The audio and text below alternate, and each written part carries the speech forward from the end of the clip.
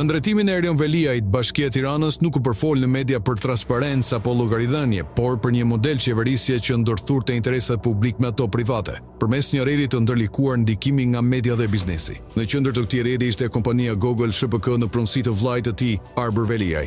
Google e krijuar me një kapital simbolik përjetoi rritje marramendse pas vitit 2014, kur Veliaj mori postën e ministrit dhe më pas të kryebashkiakut. Në një xhiro modeste, kompania arriti në 8 milion euro të ardha vjetore në 2023 dhe themeloi një shoqëri të re, Google Holding, me fitime rekord në vitin e parë.